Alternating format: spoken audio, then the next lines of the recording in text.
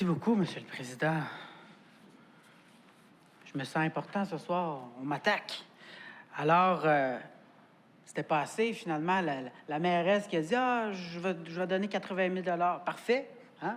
Moi, j'ai dit 40 000 étaient disponibles. Donc, on va le trouver, on va le faire. Par contre, j'invite, Monsieur le Président, à tout le monde de regarder la loi sur les cités et villes qui régit les répartitions des montants par rapport à la mairesse et un cabinet politique et au cabinet de l'opposition. Donc, je suis certain que le greffe saura rappeler qu'en fait, que ce ne sont que les cabinets politiques et que les indépendants ne peuvent pas avoir de budget politique. Bon, présentement, il y a une ressource administrative et ça, c'est permis parce que c'est une ressource administrative, mais de cabinet politique, ce n'est pas permis par la loi. Alors, Monsieur le Président, j'aimerais faire un petit retour sur les événements de ce soir par rapport à Dachel, par rapport à l'aéroport. Si on m'avait laissé terminer, ça n'aurait pas été très, très long. Hein? Par contre, on a mieux aimé jouer sur certaines procédures et intervenir dans votre rôle de président d'Assemblée, Monsieur le Président, je m'en désole.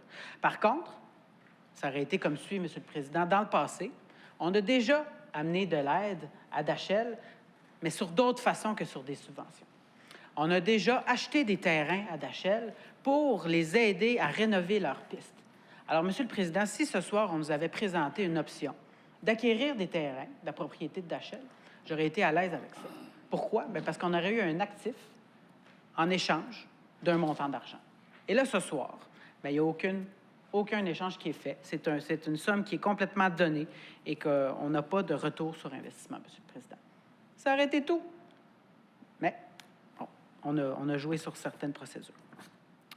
Alors, un deuxième retour, Monsieur le Président, un retour à la semaine dernière. La mairesse nous affirmait qu'elle faisait qu'elle faisait du patrimoine une grande priorité.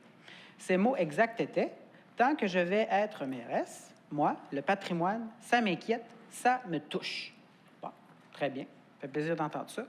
Au cours des derniers jours, j'ai repensé à ça, Monsieur le Président, et je me suis sincèrement demandé si la mairesse sait que le patrimoine à Longueuil ne se limite pas seulement au Vieux-Longueuil. Bon, certes, dans le Vieux-Longueuil, il y a 437 bâtiments patrimoniaux recensés sur notre territoire.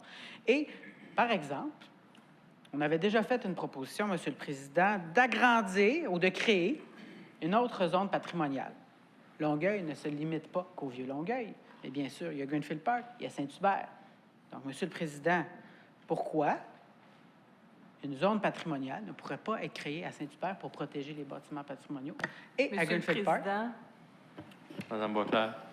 Bien, j'aimerais ça que quand le chef de l'opposition a des propositions comme ça, il m'en parle avant parce que Madame Boisclair, il n'y a pas de question de privilège ou de point d'ordre ici. Il lance des affaires. Madame Boisclair, je comprends que ça ne fait pas votre affaire. Madame Boisclair. Merci, Monsieur le Président. Je poursuis. Alors, ma question ce soir est pourquoi, si le patrimoine est une priorité, ne créons pas une zone patrimoniale à Greenfield Park et à Saint-Hubert? Moi, je pense que ça serait conséquent. Dans d'autres exemples, Monsieur le Président, on a l'église Saint-Maxime à Ville-le-Moine. Le diocèse, les organismes attendent depuis des années de l'aide de la Ville pour la préservation de l'église.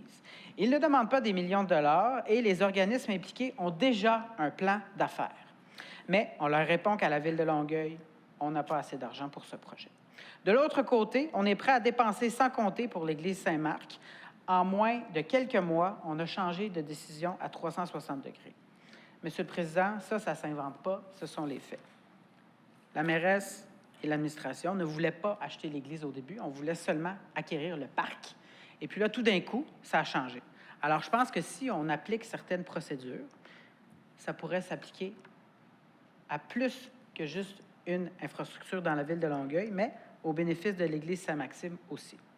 Alors, Monsieur le Président, comme je me suis posé la question tout à l'heure, si le patrimoine est une priorité, pourquoi pas alors aider à préserver tout le patrimoine des 3 arrondissements? Je poursuis, Monsieur le Président. Alors, des bonnes nouvelles qui s'en viennent. Hein? Le gouvernement du Canada a lancé un tout nouveau programme d'aide financière aux infrastructures récréatives et sportives. La bonne nouvelle, c'est que le programme fédéral est assorti d'une entente bilatérale avec le gouvernement du Québec. Donc, c'est 2/3 des coûts, finalement, de l'infrastructure qui sont assumés par les autres paliers de gouvernement. 1/3 la ville, 1/3 le provincial et 1/3 le fédéral. Évidemment, pour Longueuil, je pense tout de suite au projet du futur complexe aquatique. Un projet qui est actuellement estimé à 30 millions de dollars pour 10 couloirs de 25 mètres. Le comité exécutif nous dit que Longueuil n'a pas les moyens de s'offrir plus. Eh bien, le nouveau programme nous donne l'occasion de prendre ses rêves pour la réalité et de se réviser. Si on se fie au projet dans les autres régions du Québec, une piscine de 10 couloirs de 50 mètres coûterait un peu moins que 50 millions de dollars. Mais, avec les subventions, elle pourrait coûter aux citoyens de Longueuil seulement 16 millions de dollars réels. Presque la moitié des sommes actuellement pour 2 fois plus grand, M. le Président, en superficie à peu près. Ça veut dire 2 fois plus de bains libres, 2 fois plus de cours de natation pour nos familles. Et, c'est intéressant, Monsieur le Président, un des critères pour l'obtention des subventions comprend des retombées potentielles de projets sur l'accueil et l'organisation des événements sportifs et l'encadrement d'athlètes. Donc, le gouvernement trouve ça important d'avoir des infrastructures qui peuvent recevoir des compétitions d'envergure et promouvoir les athlètes. Tantôt, on se plaignait qu'il y avait des discussions, M. le Président. Je pense que ça serait égal pour tout le monde. Vous pouvez poursuivre, M. Léger. Merci, M. le Président. Donc, ça veut dire qu'en plus d'offrir plus de services pour les citoyens, de bonifier le projet et, en même temps, on pourrait avoir plus de subventions. Les familles de Longueuil auraient un meilleur accès et plus de cours de natation. Les clubs sportifs auraient une infrastructure digne de leur talent et les finances de la ville de Longueuil seraient soulagées d'un poids d'une certaine partie du financement initial. Qu'est-ce qu'on peut demander de plus, M. le Président? Même si le comité exécutif a toujours dit être prêt à aller de l'avant avec ou sans subvention, l'occasion qui s'offre à nous est trop belle pour ne pas en profiter, M. le Président. Donc, j'espère voir dans les prochains mois, prochaines semaines, prochains mois peut-être, en 2020, début 2020, au Conseil, une demande de subvention pour un projet bonifié du futur complexe aquatique. Les planètes sont alignées, M. le Président. Il faut saisir l'occasion. Et, entre les branches, j'ai su, M. le Président, que les clubs de natation s'étaient réunis pour aller rencontrer la ministre responsable du sport. Alors, probablement qu'elle est déjà au courant et qu'elle demandera, qu'elle appuiera un projet bonifié pour avoir une belle subvention pour Longueuil. Donc, Monsieur le Président, je conclurai comme ça. Ce soir, c'est de plus en plus clair. Au Conseil de ville de Longueuil, on a 2 visions qui s'affrontent. Que ce soit sur les questions salaires, d'Agril-Dufresne ou de l'environnement, il y a ceux qui poussent pour que les choses avancent et ceux qui attendent et les repoussent.